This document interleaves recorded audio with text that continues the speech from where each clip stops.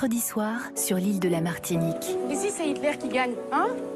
Vous allez rester là, les bras croisés? Je te rappelle que t'es une femme. Mais justement, il y a des femmes dans les forces françaises libres. C'est la première fois de ma vie que je suis heureuse. C'est ça que tu voulais depuis le début, que je trahisse l'amiral. Rose et le soldat, un amour à double tranchant, mercredi soir à 20h55 sur France 2.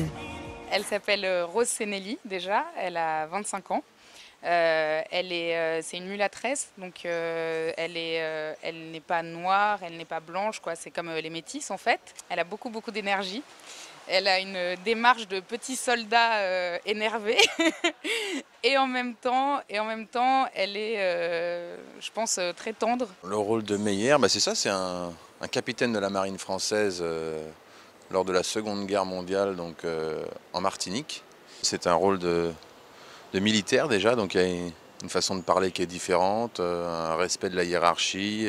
Ça se passe dans les années entre 40 et 45, donc la petite moustache de rigueur, comme vous pouvez le constater, la gomina sur les cheveux. Il a fallu faire un petit régime, hein, il a fallu perdre 8 kilos quand même pour ce rôle de jeune héros romantique. Son cœur bat pour De Gaulle, il est aux ordres de Pétain. Moi, je ne peux pas abandonner l'amiral. Je suis un officier de la marine.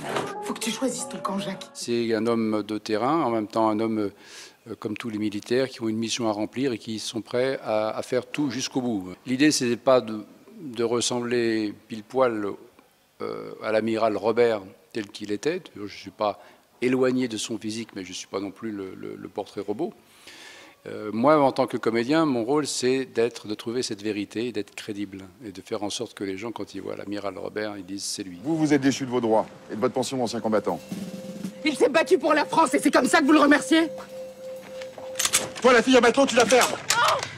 On parle d'une période un peu trouble de la Martinique qui a beaucoup marqué les habitants parce que Hitler a semé jusqu'ici, en fait. C'était un seul homme, donc l'amiral Robert, qui a sévi durement sur les 3 îles, donc enfin les 3 îles, la Guyane, la Martinique et la Guadeloupe.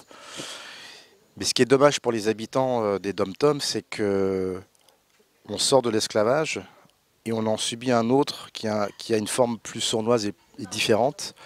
Donc à un moment donné, ça déborde, ça explose. Donc ce qui a donné naissance aux dissidents, donc ces gens qui étaient contre le nazisme et qui ont décidé de partir en loose day pour défendre la France. Parce qu'il y a eu quand même 4000 marins sous l'ordre de l'amiral Robert qui ordonnaient, qui faisaient la loi.